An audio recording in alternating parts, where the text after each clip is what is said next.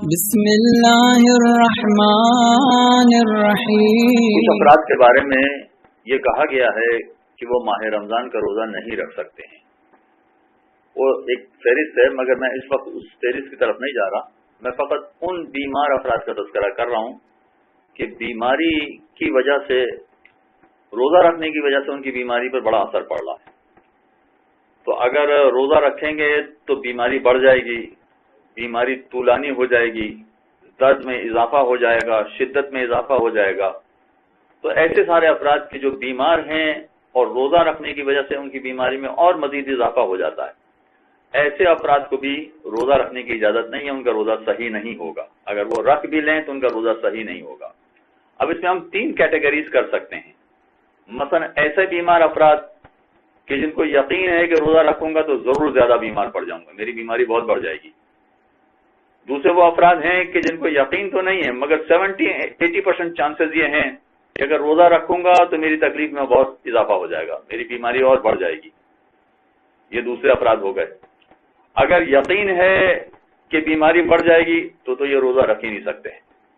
اور اسی طرح سے 70-80% چانسز بھی ہیں کہ اگر میں روزہ رکھوں گا تو میری بیماری میں اضافہ ہو جائے گا، درد میں اضافہ ہو جائے گا، تکلیف میں اضافہ ہو جائے گا جو ناقابل برداشت ہوگا۔ تو ایسے افراد بھی روزہ نہیں رکھ سکتے۔ اگر یہ روزہ رکھیں گے بھی تو ان کا روزہ صحیح نہیں ہوگا۔ تیسرے وہ افراد ہیں کہ جن کو ڈاؤٹ ہے کہ میری بیماری کی وجہ سے روزہ نقصان پہنچائے گا یا نہیں پہنچائے گا، ڈاؤٹ ہے، یعنی 50-50 چانسز ہیں کہ جس میں ہو سکتا ہے کہ روزہ نقصان پہنچائے، ہو سکتا ہے کہ روزہ نہ نقصان پہنچائے۔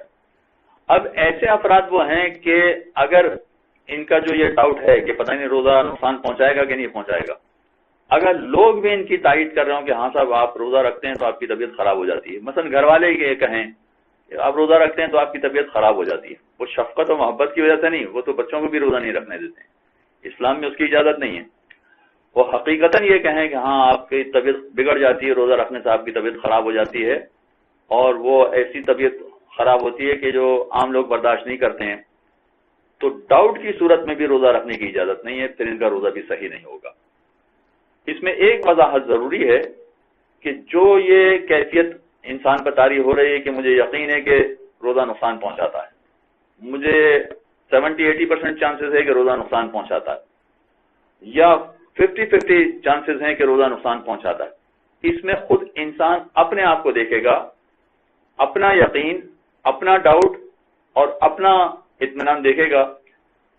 اگرچہ ڈاکٹر یہ کہہ رہے ہوں کہ آپ کو روزہ نہیں رکھنا چاہیے، روزہ آپ کو نقصان پہنچائے گا، مگر انسان خود مطمئن ہے کہ نہیں، کوئی حرج نہیں ہے، میں روزہ رکھ سکتا ہوں، تو ایسی صورت میں اگرچہ ڈاکٹر کہہ بھی رہا ہو کہ روزہ نقصان پہنچائے گا، تب بھی انسان کو روزہ رکھنا چاہیے، اس لیے کہ خود یہ مطمئن ہے کہ روزہ رکھے گا تو کوئی پریشانی نہیں ہے۔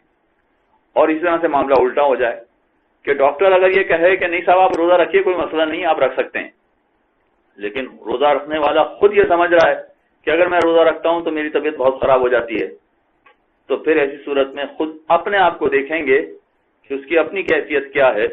جو دوسرے افراد مشورہ دے رہے ہیں، چاہے وہ ڈاکٹرز ہی کیوں نہ ہو، ان کے مشوروں کو نہیں دیکھا جائے گا، روزہ رکھنے اور نہ رکھنے کی کیفیت میں اپنے آپ کو دیکھا جائے گا۔